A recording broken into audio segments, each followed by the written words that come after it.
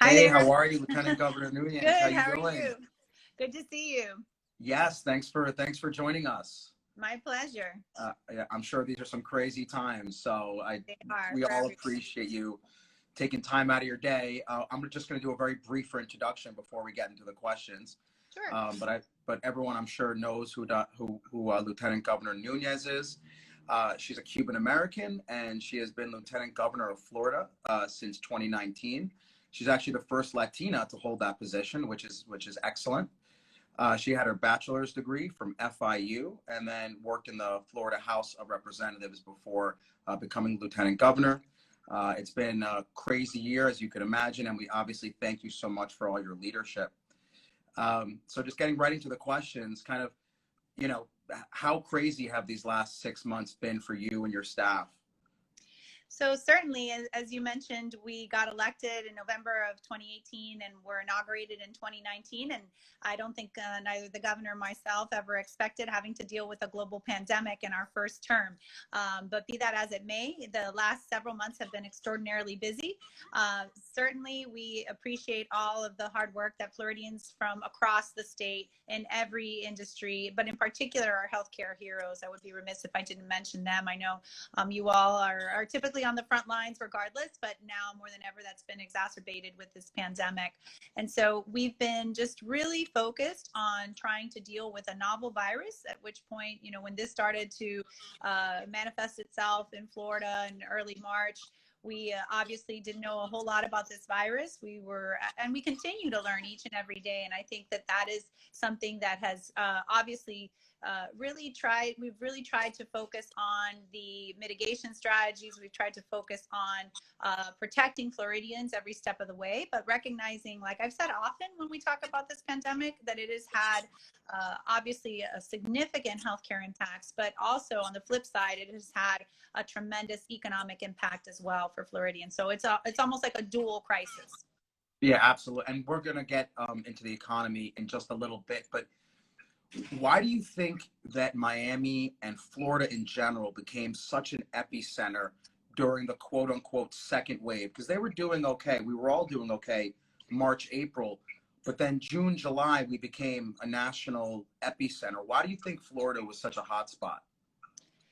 I don't necessarily think it was a second wave. I think obviously March, April, May, we just saw the numbers obviously were rather low, but I think that might have been a product of testing. But I think everyone understands Florida, the third largest state in the country, very diverse, the population that we have, and I'll talk about Miami-Dade in a second. But obviously we are an international destination. Not just for those in South America, but throughout the world. And really, we are also a national destination. So some of the concerns we had early on, what we saw going on in New York, obviously we know that New Yorkers love Florida. A lot of them have second homes here. A lot of them have family members here. I'm actually married to a native New Yorker. So I think it was something that the governor was mindful of, that we were going to see cases spread here in Florida due to the fact that, in particular in South Florida, and I'll talk about Miami-Dade now, as you know, Miami-Dade, obviously extraordinarily diverse. It is a microcosm really of all these different communities.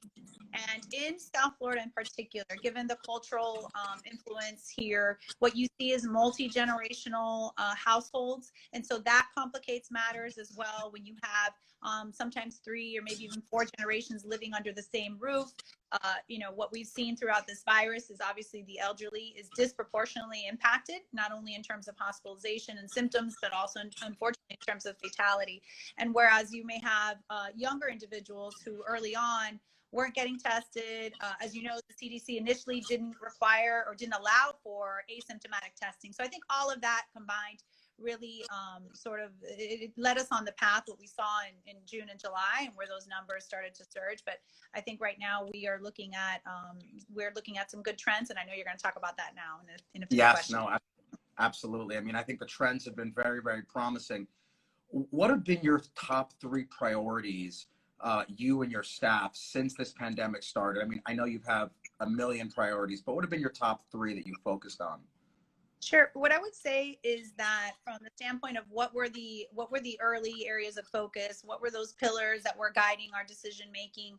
I think first and foremost, obviously mitigation and dealing with the response effort. That has been the largest response effort in the history of the state of Florida. And as we know here in Florida, we're no stranger to hurricanes and all of that entails from a response effort. But response and mitigation strategies, I would tell you, the other area of focus is protecting the elderly, protecting the vulnerable, and you've seen that every step of the way in some of the decision making. And just recently, the governor lifted what's been almost a 6-month moratorium on visitation to nursing homes. And I can tell you, and I know most of us have loved ones that are elderly, and when we understand the decision why it was made to be able to protect them, but it has been extraordinarily hard on those individuals, especially those suffering from dementia and Alzheimer's and other related disorders. So we're glad to see that we're going to open that up a little bit to have that human contact that really created an emotional toll on the elderly in our community. But we recognize that continues to be an area of focus. And then lastly, I would say dealing with the capacity. So early on, now that we all are very familiar with the lingo of flattening the curve and stopping the spread and all of that, I think the focus really was early on ensuring that hospitals and healthcare providers would have the necessary resources to be able to manage the patient load. And so that's something, again, when the governor made the decision to halt elective surgeries, I think he was the first governor in the country to do that. And that came with its challenges as well from an economic standpoint, I know, for our hospitals. And I'm sure you're very familiar with that. But that was the right thing to do to make sure that we would have sufficient PPE and sufficient all the resources that go into dealing with the patient population. Now, how much federal support did you guys receive? Well, we've had the good fortune of really having a great collaboration, not only with our federal partners, but with our local partners as well. And so I would tell you that that's one of the bright spots, being able to coordinate very closely with the federal government, everything from the White House Coronavirus Task Force to working with the different agencies, Department of Labor, CDC, HHS. And what we saw when Congress passed the CARES Act is Florida obviously got a good portion of that funding, and I want to say it was roughly 17 billion in terms of federal funds that are allocated to different programs in different areas and everything to healthcare. And so those were critical dollars at a very critical time for the state of Florida. But then in addition, and I know, we're going to probably talk a little bit more about the economy, the PPP loans, those were instrumental for so many small businesses throughout the state of Florida. I think we got upwards of $32 billion worth of loans for people to be able to keep their businesses afloat, to be able to keep those employees working and being able to make payroll. And those, again, those are things that we put as an aside to this pandemic. Obviously, health and well-being is the number one priority, but I do believe that those loans were instrumental in staving off some of the really difficult financial challenges that Florida has seen. Yeah. I mean, so we're going to get into that issue about the economy, which I think people don't really realize how severe it is. And obviously the balance between, medical health and then the economic health of the state. How difficult is it and to do a statewide rule, a ban on, closing restaurants, closing bars, wearing masks, as opposed to letting each county decide? Obviously, it's very controversial as to what should be done, especially when the numbers were up. But talk to me about the decision to kind of govern and make sure that everyone does the same thing versus letting each county decide for themselves. Yeah, and that's been an area of a lot of scrutiny, if you will, an area of a lot of intense criticism, and sometimes some of these issues became political, which I don't necessarily think they should have. But be that as it may, I think what we saw was the governor really was reticent to implement statewide rules with regards to certain aspects. So ultimately, we did do a safer at home. However, there were certain counties and certain areas that were seeing much higher numbers. I'll take Miami-Dade County, my home county. Obviously, what we saw here was troubling, and that's why they made decisions early on, I think mid-March, the county implemented a safer at home order. Early April or late March, they had the mask ordinance in place. And so those measures were something that the governor coordinated and collaborated with the county mayors on, and was very supportive. But at the same time, I think sometimes people don't really understand. Obviously, Florida, 67 counties, very diverse. I mentioned at the beginning. And what you saw in certain counties, you had less than 10 cases. And so to do a sweeping order, a broad brush approach to, basically telling people that they were going to have to shut down their businesses, their everyday lives, when you had a handful of cases in, let's just say, Gulf County, is much different than when you have thousands of cases and the beginnings of a major concern in an area like South Florida. And so that's why I think the governor, in his wisdom, was working to collaborate with those problem areas, South Florida, Miami-Dade, Broward, and Palm Beach. Oftentimes, we were at the 60% threshold of overall cases.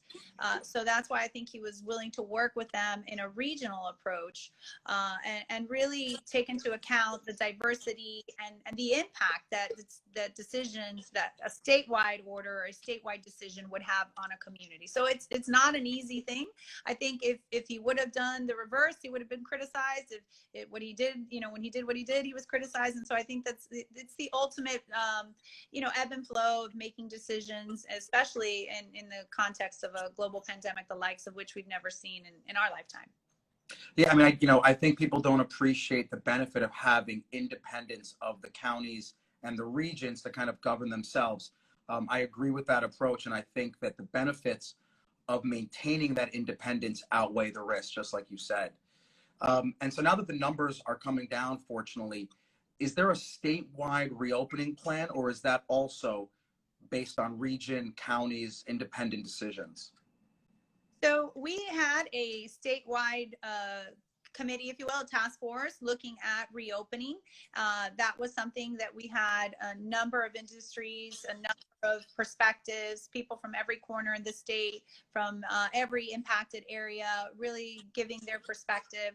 And so the governor, his safe, smart, step-by-step plan, kind of laid out a framework for how we are going to get back up and running. I think those in the medical professional recognize that this virus is going to be with us for a long time. And, we can talk about the vaccine and the prospect of the vaccine whenever you'd like, but that is something that even those in the medical community know that even with a vaccine, a good portion of the population will not get it. We just take the flu shot for an example. Correct. A lot of parents choose not to vaccinate their children. So there's no guarantee that with a vaccine availability and distribution and dissemination that will solve this problem. So early on, the governor recognized that we're going to have to learn to live within this new quote unquote normal. I hate to use that because it seems to be the catchphrase of the day. But I think what we saw was clearly we had to take the steps to protect the vulnerable, make sure that we are providing testing for those that need it, make sure the healthcare system is not overburdened or overwhelmed to be able to handle capacity in the event of a surge. And so those are sort of the things that were keeping us, guided in our decision making. But as you said, I think that there's a lot of concern as when we were dealing with the issues of how do you handle the challenges regionally and coordinating. And now that we see those numbers coming down, the governor would like to move us into a direction where more things are open, of course recognizing that there are precautions that we'll continue to need to take. And I think those mitigation strategies are very evident and they work. And I think everybody, and I've said this throughout the entire pandemic, everybody has a role to play, and everybody has a responsibility, not only to themselves and their family members, but to the community. And I think what you've seen is almost a shift in community philosophy, if you will. And I think that that's something that is important, especially in those areas like, again, Miami-Dade County, where you had such a prevalence of the disease. Yeah, I mean, just like you said, this is here to stay, at least for the foreseeable future. And there's going to be multiple waves that come through Miami-Dade and through Florida in general. How is the state preparing for that new normal? Because this is going to go on for a few months to a few years.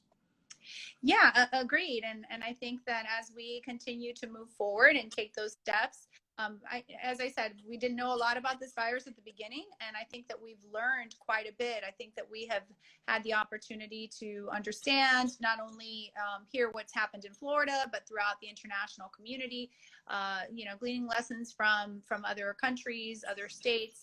And so as we continue to move forward, again, I think that those are all really important lessons that we've learned. It is indeed not going to go away. So I think the infrastructure that we put in place, the response effort that I talked about, working with our Division of Emergency Management, knowing how to quickly identify what the needs are from a resource standpoint, what the needs are from a testing standpoint.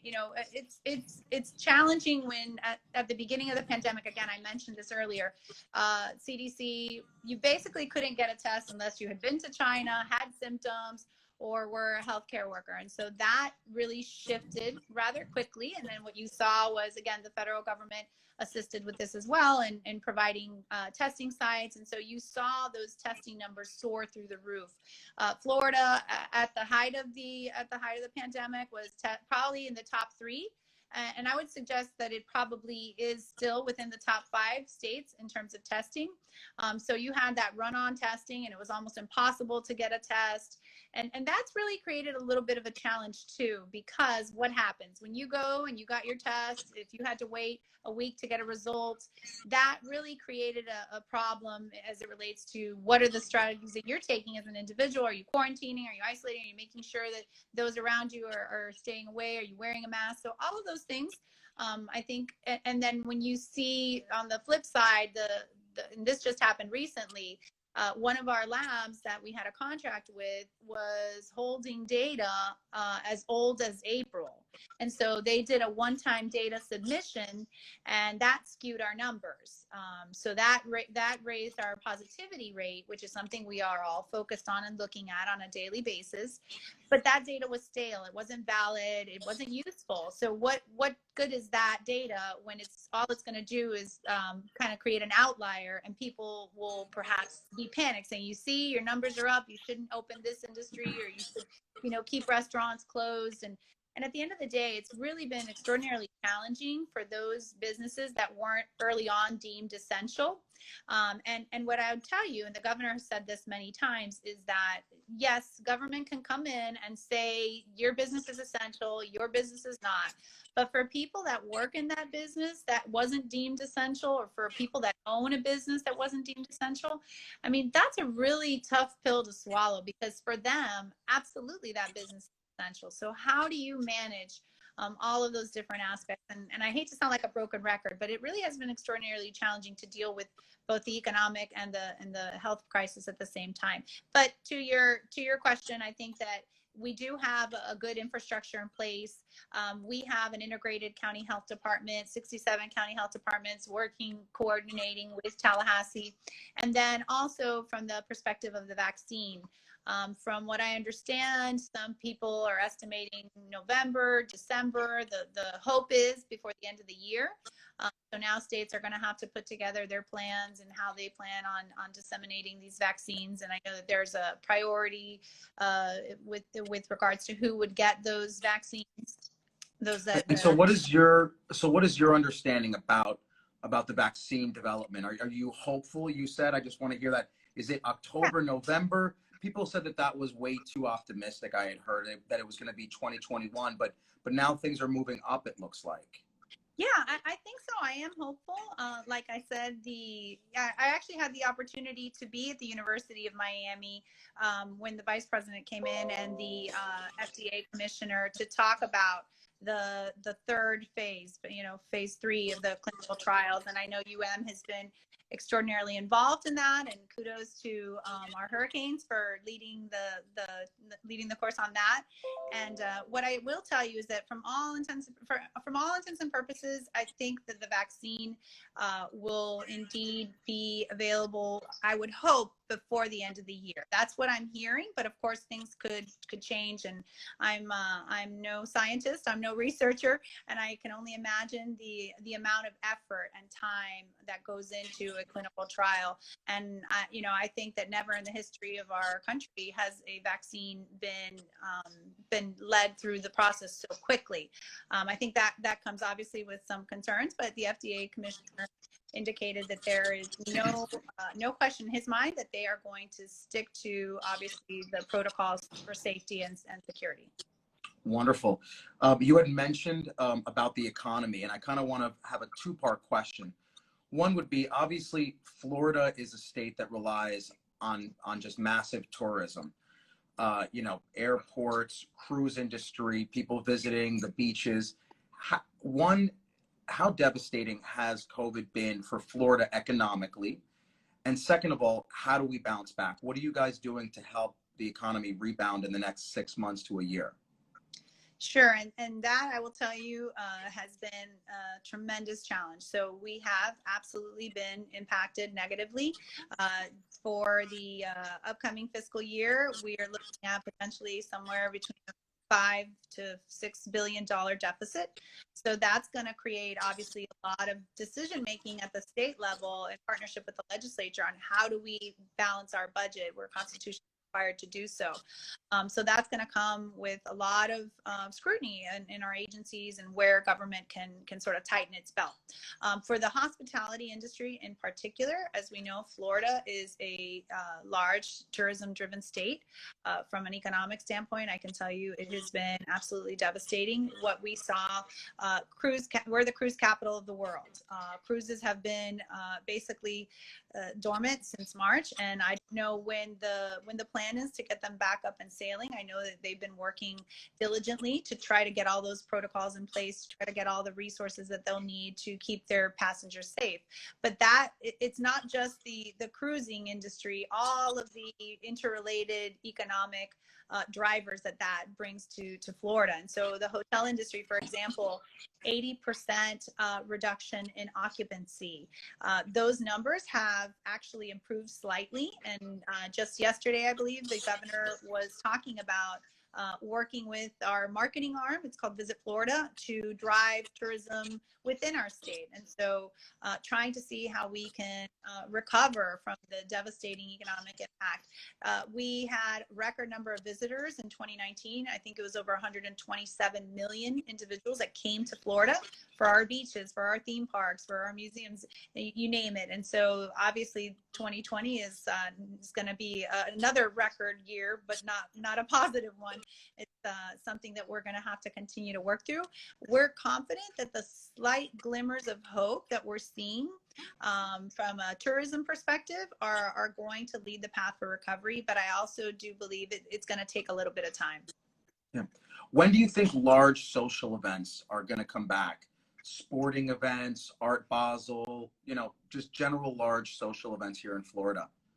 Yeah, those are obviously a question that we have, and we're trying to work to get to a place where that can continue. So the governor, I believe it was this week or late last week, had a meeting with the Dolphins. And for those that are perhaps watching and are Dolphins fans and Tua fans, of course we're looking forward to seeing the Dolphins come back to the point where they can actually be a team you can root for. But for the record, in case I get some hate mail, I am a lifelong Dolphins fan, even through the bad years. But the governor just talked about opening with limited capacity.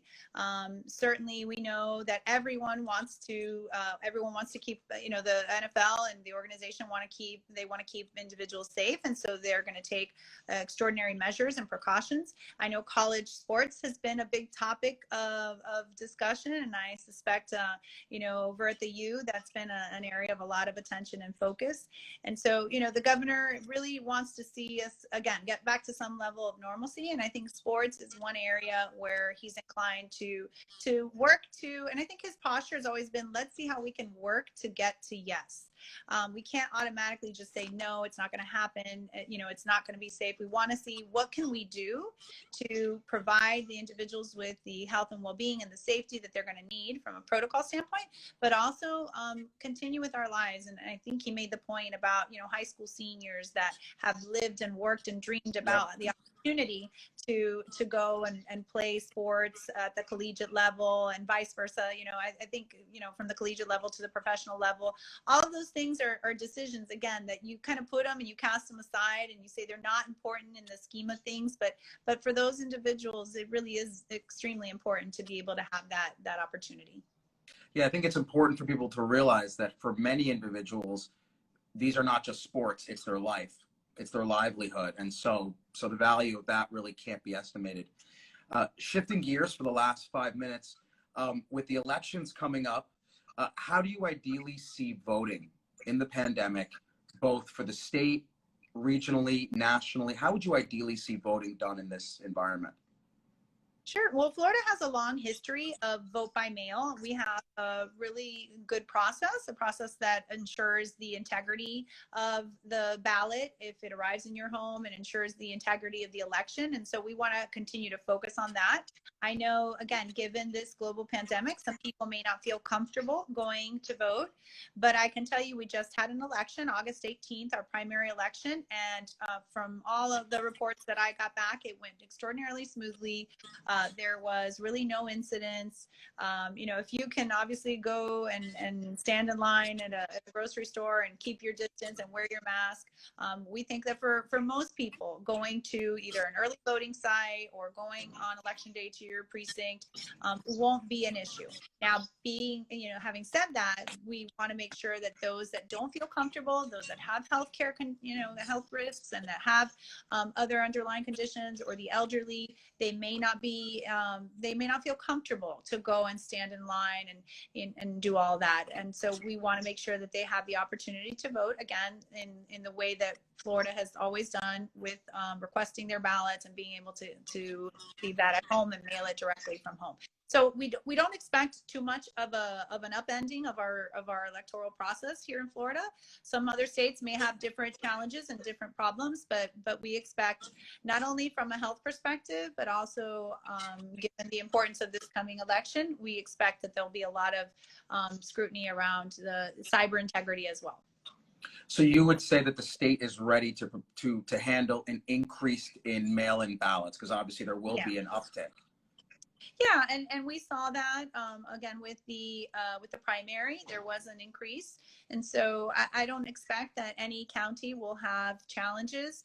Of course, we have 67 supervisors of elections, and they are in charge of their county's election. So if they need support from the Department of State, that's ready, and they're willing to provide that.